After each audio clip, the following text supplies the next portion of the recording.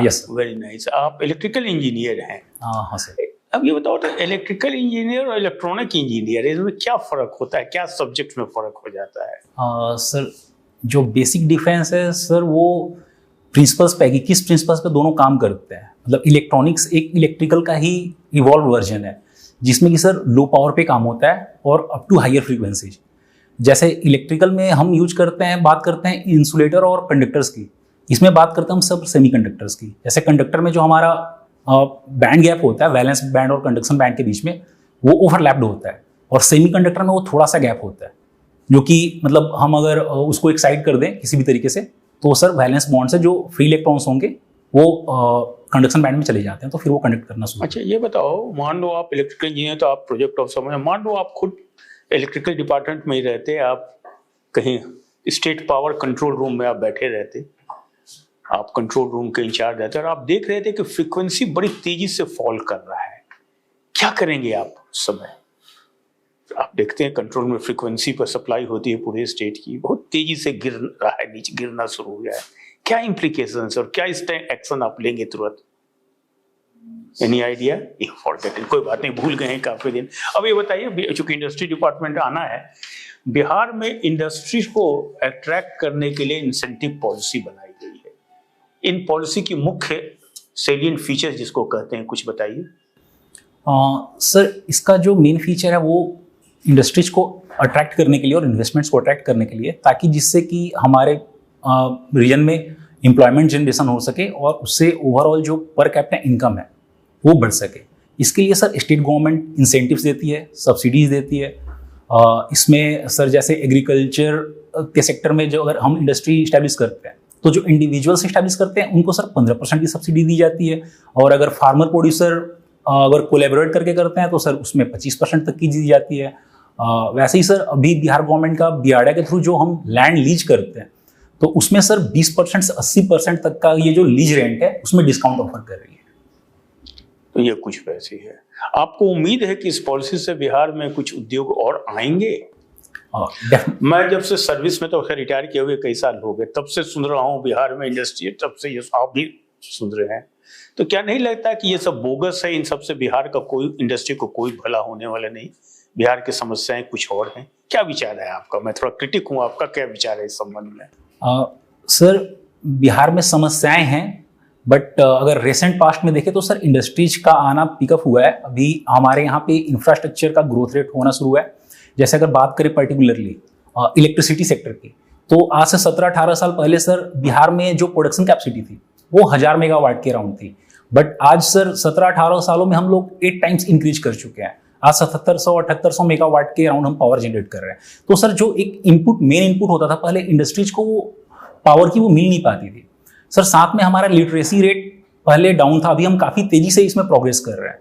तो सर अब जो इंडस्ट्री जाएंगी उसको स्किल्ड और सेमी स्किल्ड मैन पावर मिलेंगे। और सर पहले जो हमें लैंड के लिए लैंड एक्विजिशन में इशूज होती थी, तो उसके लिए हम लोगों ने बियाडा स्पेशलाइज्ड एजेंसी बना दी है जो कि लैंड बैंक्स बना रही है।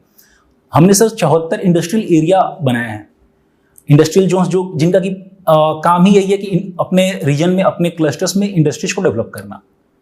तो sir definitely in future we will do very good in industries. अच्छा थोड़ा सा भी बाहर निकलते हैं, बिहार के बाहर जाते हैं। एक G20 का हुआ, काफी उसकी मीटिंग्स हो रही है, आगे और भी होने लगी।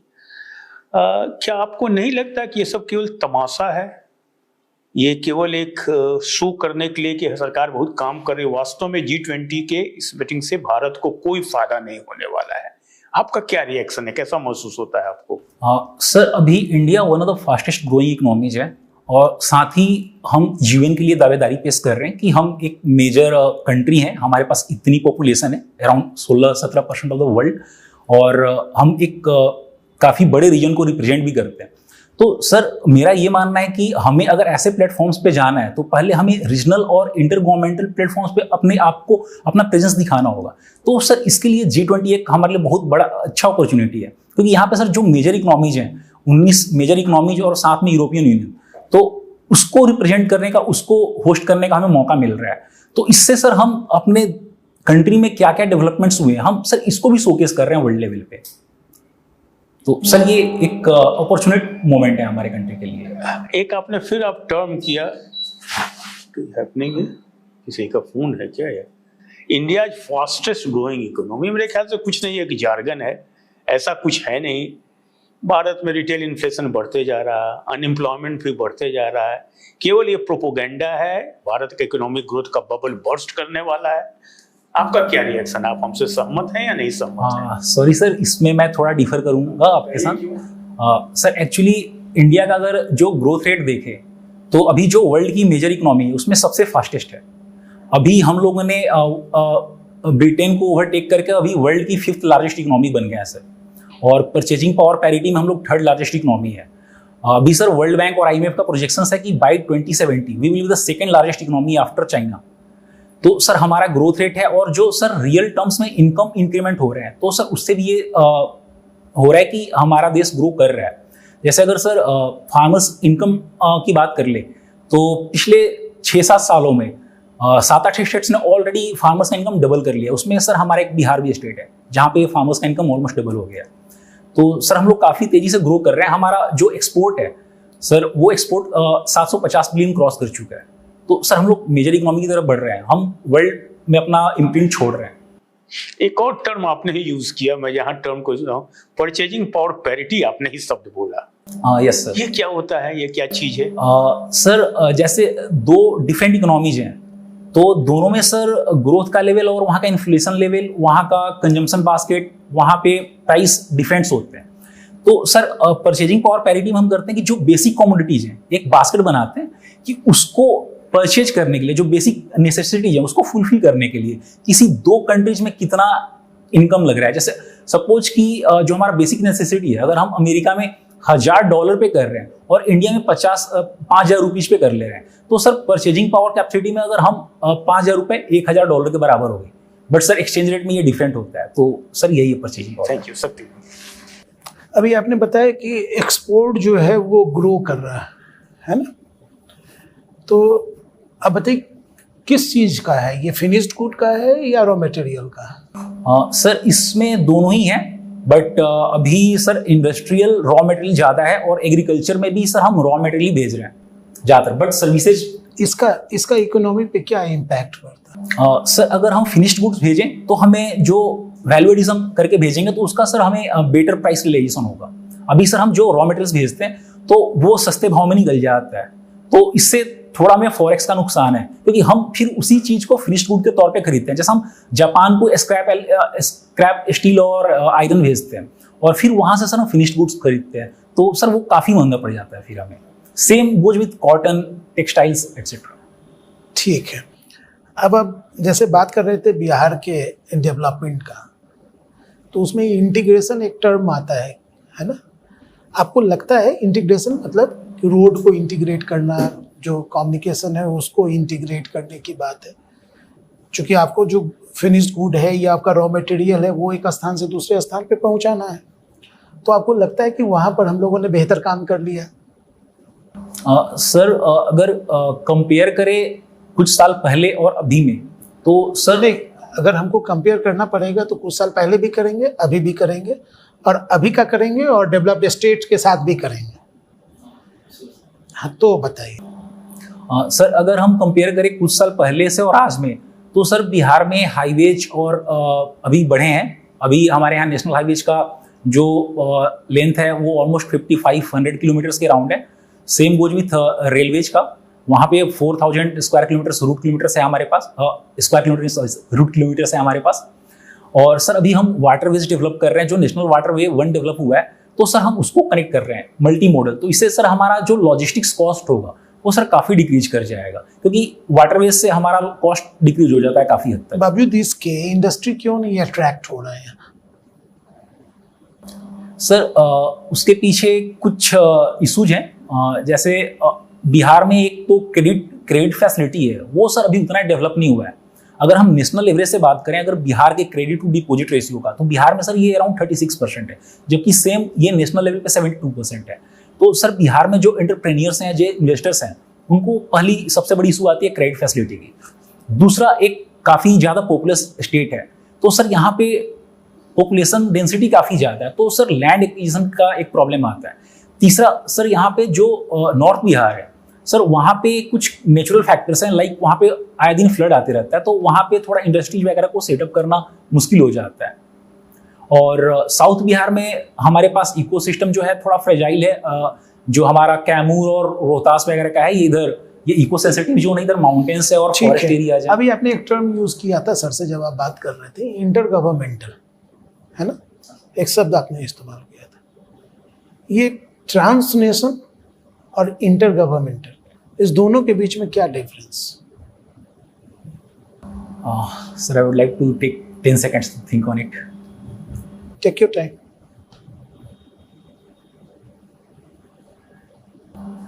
सर अगर इंटर गवर्नमेंट की बात करें तो वहाँ पे डिफरेंट कंट्रीज या फिर डिफरेंट स्टेट्स के जो गवर्नमेंट हेड्स होते हैं वो आपस में कोलैबोरेट करते हैं, मतलब गवर्नमेंट्स आपस में कोलैबोरेट करती है। और तो इसको इंटर, और जो सर ट्रांसनेशनल की बात करें तो सर उसमें कोई प्रोजेक्ट है जैसे सपोज, तो वो डिफरेंट कंट्रीज तक फैला हो सकता है। सर शायद मैं इसको अच्छे से एक्सप्लेन नहीं कर रहा, बट जितना मैंने ट्राई किया। यूरोपीय यूनियन और अदर ब्लॉक्स जो है, जैसे सार्क है, आसियान है, इस सब के बीच में क्या डिफरेंस है?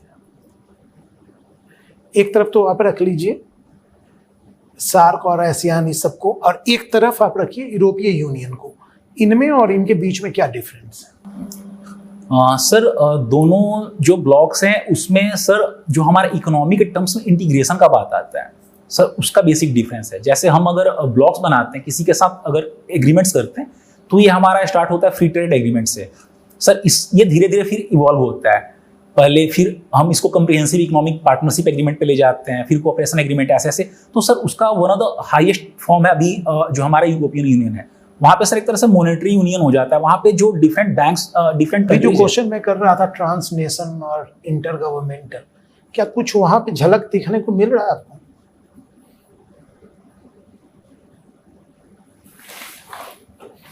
सॉरी सर, मैं इसमें ज़्यादा। अच्छा चलिए, गैट और WTO में क्या डिफरेंस है ये बता दीजिए।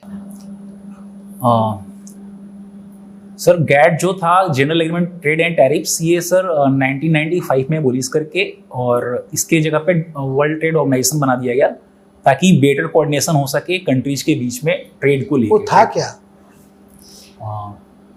सर वो भी ट्रेड फैसिलिटेशन के लिए था, ताकि जो कंट्रीज एक दूसरे के ऊपर। अच्छा एक क्वेश्चन और बताइए, लास्ट क्वेश्चन है, स्टेट अगर मॉडल स्टेट हो जाए, स्टेट अगर मॉडल स्टेट हो जाए, राज्य अगर नैतिक राज्य हो जाए, तो इसका क्या फायदा है, क्या नुकसान है? सर थोड़ा समय लेना चाहूंगा।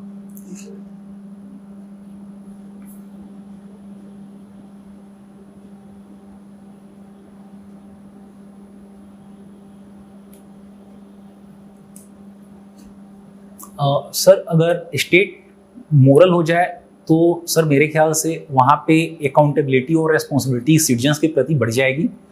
तो उससे सर जो सोशल वेलफेयर का हमारा होगा सिटीजन्स का, वो ज़्यादा होगा। साथ ही साथ सिर्फ हम अपने इंटरेस्ट को ना ध्यान देके पूरे ग्लोबल और पूरे यूनिवर्स के इंटरेस्ट का ध्यान रखेंगे। और सर इससे डिमेरिट्स की अगर बात करें तो मैं भी सर सोच नहीं पा रहा, सॉरी सर। अच्छा, आपका बीटेक कब हुआ है? सर 2016 में। 16 में। तब से आप क्या कर रहे हैं? सर उसके बाद मैंने 2 साल काम किया था L&T कंस्ट्रक्शन में, WDFC प्रोजेक्ट पे, जो वेस्टर्न डेडिकेटेड फ्रेट कॉरिडोर बन रहा है, उसमें 2 साल काम किया। उसके बाद सर सिविल सर्विसेज की प्रिपरेशन कर रहा हूँ। बीच में कुछ टाइम मैंने फ्रीलांस के तौर पे काम किया, और फिलहाल अभी गवर्नमेंट ISPCS कोचिंग सेंटर है, ये उत्तर प्रदेश गवर्नमेंट की एक स्कीम है, तो हापुड़ में एक उनका गवर्नमेंट ISPCS कोचिंग सेंटर है, तो सर वहाँ पे मैं मेंटोर हूँ। ठीक है, तो आपको नहीं लगता कि आप एज ए इंजीनियर हैं तो आपको इंडस्ट्री की तरफ जाना चाहिए था, आपको इंजीनियरिंग के सेक्टर में जाना चाहिए था, तो आप इधर क्यों आ रहे हैं? सर एक्चुअली जब मैं कॉलेज के फाइनल ईयर में था तो मेरा तब थोड़ा इंक्लिनेशन सिविल सर्विसेज की तरफ सर बढ़ा। एक्चुअली हमारे कॉलेज में एक ग्रुप था जिसका नाम था वी कैन। वो सर उसका मेन पर्पस ये था कि जो कॉलेज के कैंपस के विसिनिटी में जो अंडर प्रिविलेज चिल्ड्रेन है उनको एजुकेशन प्रोवाइड करना और उनका ओवरऑल डेवलपमेंट कराना। तो सर उस ग्रुप के साथ, उस क्लब के साथ मैंने काम किया, तो तब से थोड़ा थोड़ा मेरा झुकाव बढ़ता गया। फिर सर जब मैं जॉब में था तो वहाँ पे भी सर मेरा साइट प्लानिंग और एग्जीक्यूशन में था, तो काफ़ी स्टेक होल्डर के साथ सर मुझे इंटरेक्ट करना पड़ता था। तो सर ये झुकाव मुझे और बढ़ता गया और शायद मुझे लगा कि मैं सिविल सर्विसेज फील्ड में बेटर कर सकता हूँ और अपने जो एनालिटिकल और टेक्निकल स्किल्स हैं मैं उसको यूटिलाइज कर सकता हूँ sir civil services. Sir project manager में बनते हैं, ठीक है, उसमें आप इलेक्ट्रिकल इंजीनियरिंग को किस तरीके से इन्वॉल्व करेंगे? सर जो मैंने इलेक्ट्रिकल इंजीनियरिंग से अपना बीटेक किया तो सर वहाँ से मुझे एक टेक्निकल स्किल और साइंटिफिक टेम्परामेंट मिला है जिसको कि मैं किसी भी प्रोजेक्ट में यूज कर सकता हूँ उसकी फिजिबिलिटी वगैरह गॉज करने के लिए। सर साथ ही साथ आज अगर कोई भी प्रोजेक्ट चल रहा है तो उसमें सर पावर एक बहुत बड़ा अहम इनपुट हो जाता है। तो सर कैसे उसमें कॉस्ट कटिंग करना है, कैसे सिस्टम की इफिशियंसी को बढ़ाना है, तो सर ये सब मुझे यहाँ से हेल्प करेंगे सर। अच्छा, तो आप इंडस्ट्री को इलेक्ट्रिफिकेशन करने के लिए क्या क्या आपके सेफ्टी मेजर्स होंगे, स्टेप्स होंगे आपके? इंडस्ट्री के इलेक्ट्रिफिकेशन के लिए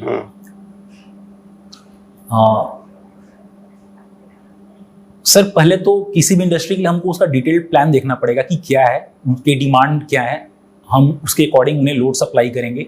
साथ ही साथ इंडस्ट्री में जो सेफ्टी प्रोटोकॉल्स हैं, मतलब जो भी इलेक्ट्रिकल सर्किट्स और सर्किटरी के लगे हुए जो भी रिले सर्किट ब्रेकर्स वो प्रॉपर हैं कि नहीं, मशीन जो है proper with in the load limits काम कर रहा है कि नहीं, स्मार्ट मीटरिंग वगैरह स्मार्ट इक्विपमेंट्स यूज करेंगे ताकि उसकी एफिशिएंसी बढ़े और वो ज़्यादा प्रोटेक्शन दे एम्प्लॉयज और वर्कर्स को वहाँ।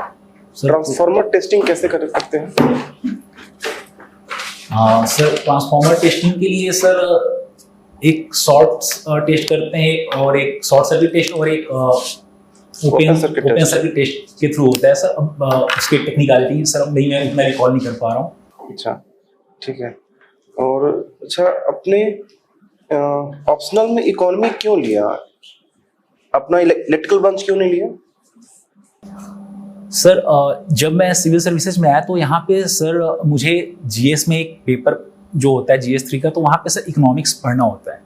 तो मैंने सोचा कि मैं कोई ऐसा सब्जेक्ट लूँ जो मुझे उसके साथ ओवरलैप कर जाए तो थोड़ा मेरा बर्डन कम हो जाए।